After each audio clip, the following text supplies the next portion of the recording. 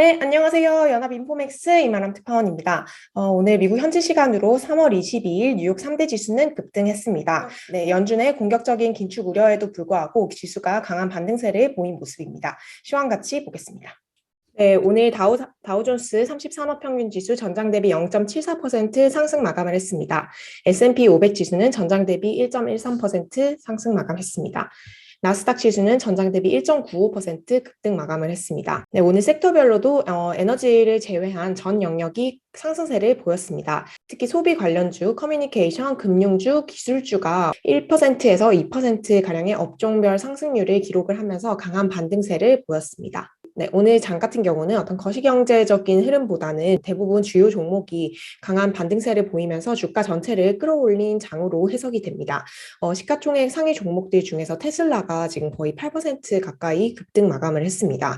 테슬라의 경우 이제 유럽의 최초 생산 공장인 독일 베를린에 있는 기가팩토리가 오늘부터 공식 가동한다고 CNBC 방송이 보도를 했습니다. 예, 거기에다가 이제 테슬라의 주가 자체가 1,000달러에 근접해 가면서 어떤 상승 모멘텀이 주가를 강하게 끌어올린 것으로 보입니다. 네, 이외에 이제 금융주 같은 경우는 금리 상승 호재에 따라서 일제히 상승을 했습니다. 웰스파고가 거의 4% 이상 급등을 했고요. JP모건과 바클레이스도 3% 가량 급등을 했습니다. 마이크로소프트, 구글, 아마존, 애플 시총 상위 종목들 역시 대부분 2% 안팎의 상승세를 보였습니다. 페이스북도 오늘 2.44% 반등을 한 모습입니다. 네, 엔비디아 같은 경우는 오늘 이제 투자자의 날을 맞이해서 상당수 분석가들이 상당한 상승 여력이 있는 것으로 판단을 했는데요. 종가 기준으로는 약보합 마감을 했습니다. 네, 이외에도 오늘 이제 나이키가 전일 장 마감 후에 실적을 발표를 했는데요. 실적이 우수하게 발표가 되면서 나이키 주가가 오르면서 소비주 전체가 살짝 반등을 받았습니다.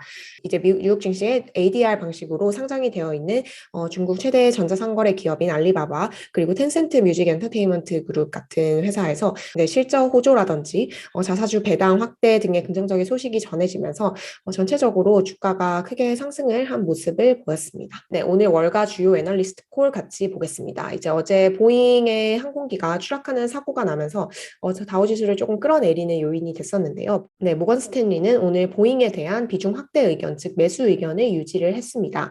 사고로 인해서 단기적인 투자 심리에 약간 하방 압력을 미칠 수는 있지만 전체 중장기적인 측면에서 보잉을 긍정적으로 봤습니다. 네, 이외에 이제 월스트리트에서는 최근 계속해서 이제 뉴욕 증시 빅테크 종목에 대한 매수세를 유지를 계속하고 있습니다. 모건 스탠리나 구글의 모회사 알파벳에 대해서 비중 확대 의견을 유지를 했습니다. 네, 오늘 골드만삭스가 테슬라에 대한 매수 의견을 계속 유지를 했습니다. 바클레이즈는 애플에 대해서 동일 비중 의견을 유지를 했습니다. 네, 또 조금 특이한 콜 중에서 골드만삭스가 슐럼버거에 대해서 굉장히 긍정적인 투자 의견을 내면서 컨빅션 바이리스트 확신이 있는 매수 종목으로 이제 추천을 했고요. 모건 스탠리가 나이키 비중 확대 의견 유지를 했습니다. 시티가 이제 가상화폐 관련 거래소인 코인베이스에 대한 매수 의견 유지를 했습니다. 모건 스탠리 줌에 대한 비중 확대 의견을 유지를 했습니다. 네, 오늘 시장 전문가 평가 같이 보겠습니다. 네, 리즈 영 소피의 투자 전략가인데요. 이제 기대감이라는 것이 이제 실제 이벤트보다 훨씬 더 안 좋게 작용을 했다. 그러니까 연준의 긴축적인 공포에 대해서 시장이 움츠려들었던 게 이미 어느 정도 좀 선반영되어 있는 것이 아닌가라고 얘기를 했고, 시장은 계속해서 이제 조금 긴축적인 연준의 목소리를 소화해가고 있는 과정이라고 얘기를 했습니다. 네, 오늘 또 계속해서 연준 위원들 발언이 이어졌습니다. 연준의 대표적인 매파 인물입니다. 세인트루이스 연은 총재인 제임스 블러드가 이제 한 외신 TV 방송에 나와서 인터뷰를 했는데요. 네, 금리 인상은 이제 빠르게 하는 것이 더 좋다라는 얘기를 했습니다. 이제 앞으로 있을 1년의 금리 인상, 올해 이제 대부분 전문가들은 올해 남은 6번 FOMC에서 모두 금리 인상이 단행될 것으로 예상을 하고 있죠. 그 FOMC 중에서 50bp를 이제 섞어서 해야 할 것이다. 어떨 때는 25bp를 인상하더라도 50bp를 섞어서 인상을 해야 할 것이다라고 얘기를 했고요. 올해 말까지 연방기금금리 중간값을 3%까지 올려야 한다라고 얘기를 했습니다. 이제 3%까지 금리를 올릴 경우에 이것은 경제에 약간 제약적인 수준일 것이다라고 얘기를 했는데요. 이제 mildly restrictive라고 표현을 했는데 이렇게 약간의 경제를 제약을 해야지만이 인플레이션을 전환하는 지금 급등세를 나타내고 있는 인플레이션 추세를 전환시킬 수 있다라는 여전히 매파적인 발언을 내놓았습니다. 샌프란시스코 메리 데일리 연은 총재도 오늘 발언을 했습니다.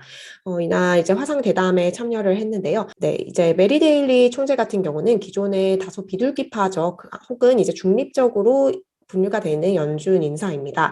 하지만 이제 비둘기파적인 기존의 어떤 스탠스에도 불구하고 이제 연준이 완화 정책을 걷어들일 시기다라는 뜻을 분명히 했습니다. 다소 외파적인 발언을 한 거죠. 이제 연방 기금금리를 중립 수준까지 올리고 중립 범위로 올리고 또 이제 필요할 경우 중립 금리보다 더 높은 수준으로 금리를 높여야 할 수 있다라는 얘기를 했습니다. 이제 인플레를 다시 끌어내리기 위해서 긴축을 시행을 하고 경제를 다소 제약할 필요가 있다라고 얘기를 했습니다. 네, 하지만 이제 메리 데일리 같은 경우는 올해 FOMC 회의에서 투표권이 없는 인물입니다. 네, 이제 시장은 계속해서 매우 공격적인 연준의 금리 인상 가능성을 반영을 해가고 있습니다. 이제 채권 시장과 외환 시장은 이것을 이제 급격하게 반영을 하고 있는데요. 채권 금리 같은 경우 오늘 10년물 미국 채권 금리가 2.38% 수준까지 이제 올랐습니다. 2019년 5월 이후 가장 높은 수준입니다.